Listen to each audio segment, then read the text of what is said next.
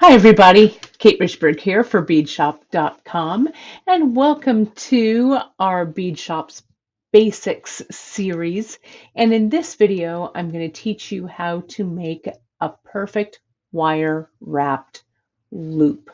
So let's get started and take a look at some tools and materials here.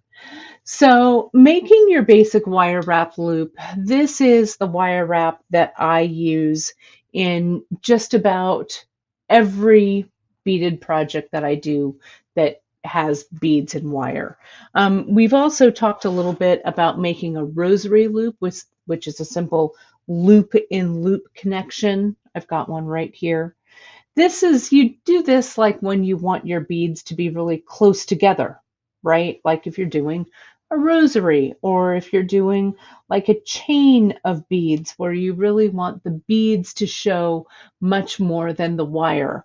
Or if you're kind of pressed for length or space and you'd want, your earring to be a little shorter with not the added length of wire wraps.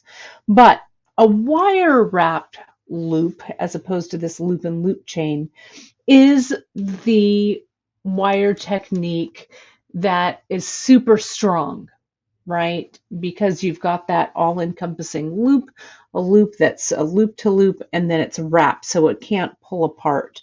So if you want to make something that's super secure, or if you do like a little ending, like you want to, lengthen a necklace with a bit of, wire wrapped section of beads, things like that. This is the technique that is super secure for you to use. So the tools that we're going to be using today, I'm going to put my beads aside for a second. You saw, if you've watched my loop and loop, my just rosary loop chain, we've used our rosary plier, and that rosary plier is called a rosary plier because it has a cutter here in the center. I don't often use that cutter, but this is a tool that allows you to create a rosary loop very quickly, right? Cut and loop, cut and loop. But we're going to put this tool aside because we're actually just going to use your friend and mine, the simple round nose plier. Now, when you make a wire wrapped loop and you use a round nose plier, you want to make sure to use a good quality tool, one that tapers down to a small loop and one that goes up to kind of a larger loop here, and to make sure that those heads are perfectly round. That's what we're looking for here. You also want to use a chain nose, regular chain nose, or you're also going to see me use this bent chain nose when I wire wrap. And of course, you're going to need a good wire cutter. I'm using our flush cutter here. This is a Ron flush cutter that I've got going on here that we're going to use, okay, to make a nice clean flush cut so you can get right up next to that wire wrap that you're making. You're also going to need some wire. So I have a variety of wires in front of me, but since I'm using these 6mm beads, this is just a 6mm glass bead and a 4mm semi-precious bead, sometimes the beads will take different gauges or sizes of wire, right? So like for instance, I have this 26 gauge wire here. This 26 gauge is thinner than this 22 gauge wire that I have here. I also have a piece of 24 gauge that's sitting here that I already cut off of my my wire spool. And this 24 gauge, this is a nice size for wire wrapping. If I'm doing really delicate small beads, small gemstones, things like that, I'll go down to this 26. This 22 gauge I used for this rosary loop, this loop and loop, because it afforded me a little more, just a little more security because the wire was a little bit thicker, a little bit heavier. But for these beads here, I'm going to use 24 gauge. So I'm going to cut off a couple of pieces of this 24 gauge silver wire here.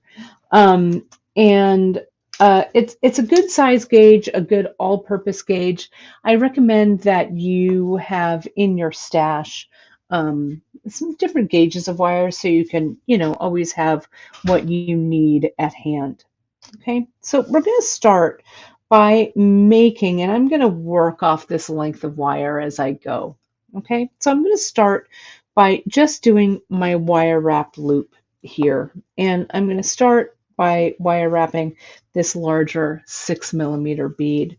So the size of the loop that I'm going to create is going to be a little bit bigger because this bead is a little bit bigger. So I'm going to come in and I'm going to start and I'm going to make my bend. For the rosary loop, we just bent, the length that we need for the loop. But here, when we're making a wire wrap loop, we need to make a bend so that you can bend the wire down, loop the wire back up and over, and then wire wrap underneath that loop here. So this length, I have no idea. Let me tell you, it's about a little under 2 inches, about 1.5 inches. Okay. So once I've done that, I've made that right angle bend with my chain nose, not my round nose. My chain nose plier, when I bend that wire and I bend it over the tool, it gives me a really nice, tight, well-defined bend. Can you see that? If you do this with your round nose plier, you're going to have a bend that's kind of curved and your loop isn't going to be as perfect as it could be. So I'm going to come in, depending on the size of the loop that I want, right? I'm going to insert the wire at whatever place along the round nose plier I want my finished loop to be. I don't want it to be too big or too small. So I'm going to go up, I don't know, maybe about 1/4 inch or so on the head of my tool. And I'm going to bring my wire, I'm going to try and turn this to the side so you can see this. Bring my wire up and over the tool. And can you see how the wire, the head of the plier acts like a little mandrel, right?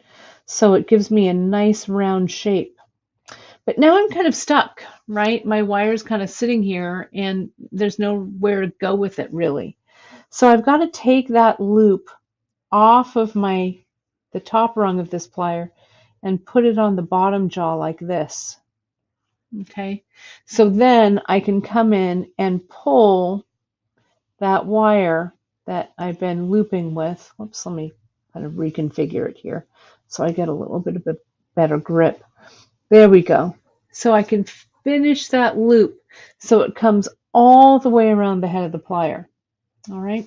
So now what I have is a super nice round loop with that well-defined bend.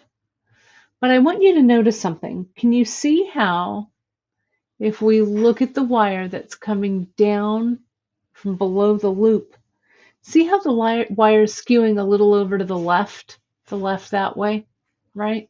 That the loop isn't centered on the top of that wire. If I went ahead and wire wrapped it at this point, my loop would be a little lopsided and it wouldn't be centered. This is the secret, you guys, to that perfect wire wrap loop is you come in, let me lift this camera just a little bit more so you can see my hand movement. I hold that loop and I just, see, you hardly saw my hand movement, but I rotated that loop so that loop is now center over this wire. That's it. That's the secret. If your loops are bending over at an angle or they're not quite right, I will bet you dollars to donuts that this loop is not centered over this wire.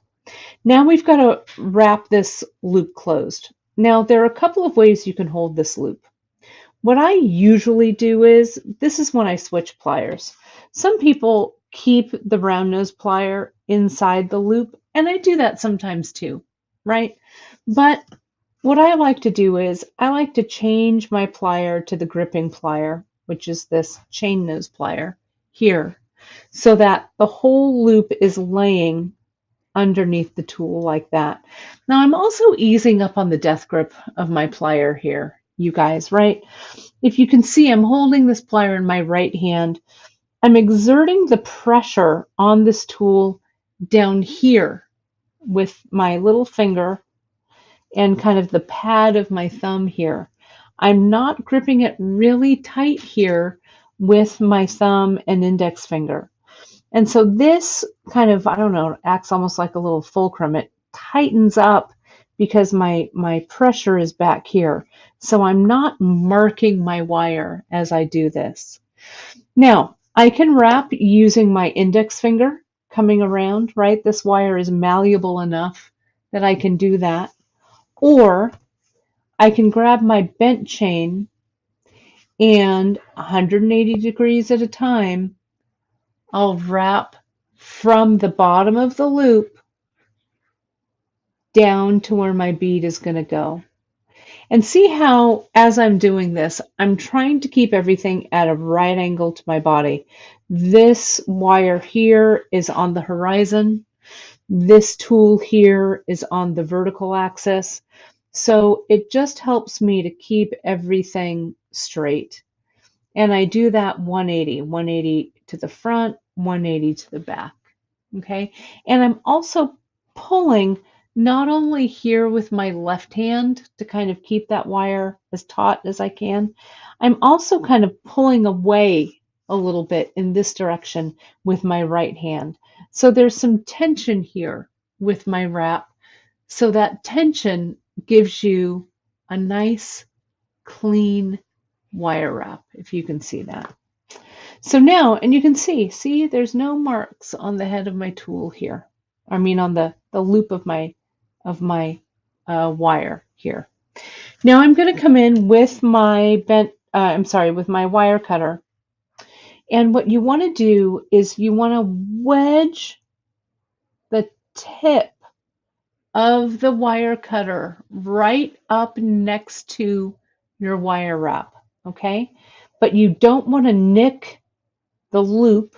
You don't want to nick your wire wrap. You don't want to nick this wire. So you kind of have to wiggle it in there. Make sure that you're doing the, grabbing the right wire to cut away. Now I'm going to cover it with my hand and then clip. We don't want this extra piece of wire, especially if you're using wire that's half hard. I'm using dead soft wire for all of this. If I'm doing half hard wire, this wire is much more springy and might have a tendency to hit me in the head or hit my neighbor in the head or whatever. So you want to make sure that you're minding where this little piece of wire is going. Now you can see, even though I cut real close, there's just a tiny little, it's so hard to see there, a tiny little piece of wire there that's sticking out. I just get my bent chain and I come in and I push that wire down, kind of going in a kind of a circular motion like this. Not too hard though. And there, you can't even feel it with your finger. It's good to go. Okay. I'm going to repeat that. I'm going to do that again so you can see it. I've got this shorter piece of 24 gauge. I'm going to go a little bit more at Kate speed so you can see that. I bend up and over the top of my round nose plier, flip the tool to get it out of the way, bring that loop down and underneath, center the loop, hold that loop nice and tightly with your chain nose, and with your fingers or your bent chain nose plier. And if you need to fix that didn't quite go exactly where I wanted it, you need to fix that little space right at that point. So we're going to go ahead and I wrap about 2.5 times, because that half that I don't wrap will be taken up by that tiny little piece of wire that I dip in, push in below the wire wrap. Okay, and we want to be consistent with our loops, so I'm always aiming for the same place on my tool when I bring my wire up and over. Okay, can you see those two? There they are. Now let's add our beads. Okay, so I'm going to put on this bead, and let's make it a beaded unit, I guess. So let me do a 4 mil, then a 6, then another 4. Okay. So now the whole trick here, you guys, is to make the wire wrap that I'm going to add on this side the same size as the wire wrap that's on this side, the same length, right? So the tip of my tool, I come in with the tip of my tool, and I know my pliers well enough. I've worked with these for so many years that I know that when I hold the wire about right here, that the wire that's underneath the tip of my tool and this length are about the same. So I'm going to bend that wire over the top of that chain nose, and it gives me a nice crisp bend. So now I'm going to get that round nose plier again, grab it at about the same space, the same place here on the head of the tool, so that my loop is going to be the same size. And these loops are going to be facing in the same direction. So I'm going to go up and over the top of the tool, take it out, reinsert that loop on the bottom jaw, okay, and pull this wire underneath. Now, I automatically do this. I just give it just a little tiny twist, and that's what centers my loop. See how that loop now is centered over the wire that I'm going to wire wrap around. So now, what do I need to do here, right? I can wire wrap this closed, right?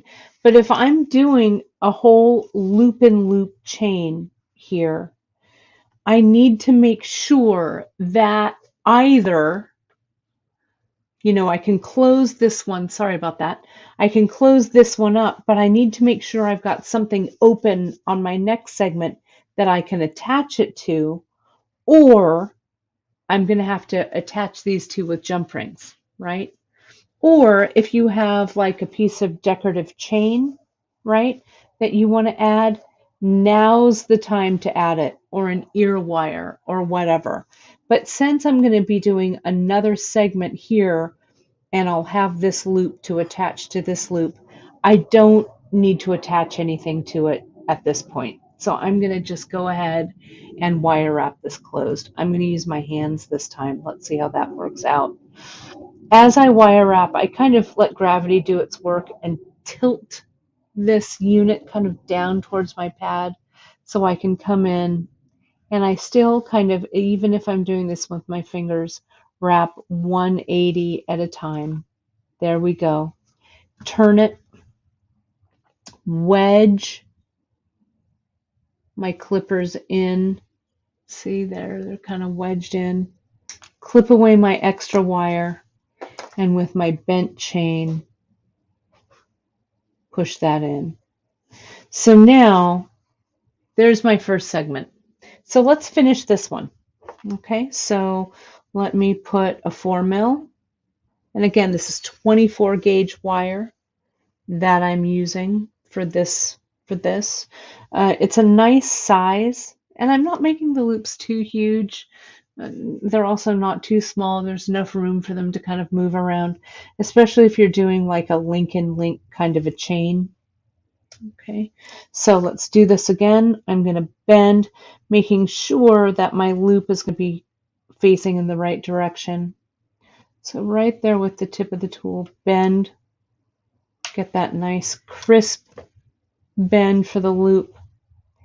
Insert my tool at about the same place so that when I bring my wire up and over, my loops are going to match. Turn that around and bring my wire underneath the tool, and then I automatically just give it that little bit of a turn so that loop is centered. Now, this is the part I always forget. I know you do too. I know I'm not alone with that. You want to attach these two if they're going to be wire wrapped together. So now I'll come in with that chain nose and see how I'll hold that loop with the tip of my chain nose to keep it stationary. I'll tilt that down like I did before to kind of let gravity open up that little space that I'm going to wire wrap around. And I'm going to go 180 at a time. This one seems to want my pliers, so I'll do that with my bent chain. Around and around and around. I can see there's just a tiny little bit of space there, and that's where that little nub of wire is going to sit. It needs a little place when you push it in. Right there. It needs a place to go. So here you have your two wire wrapped pieces together. And that's it. Again, 24 gauge. The loops are facing the same way. You want to test your wire to make sure that you're using a wire that will fit nicely in these bead holes. You don't want to use a wire that's too tight that you have to kind of force your bead down the wire, because that can easily crack a bead. Wire isn't, compactable like thread is, right? So if the wire's tight on there, it's just not going to work. 24 gauge is a great default for doing something like this. I could have even popped up to 22 had I wanted things to be a little bit heavier. So thank you so much for joining me, everybody. Of course, you can follow us on all of our social media here at beadshop.com. Check our website for all the supplies you need for all of your beading needs. And we thank you so much for your support, and we'll see you on the next tutorial. Thanks, everybody.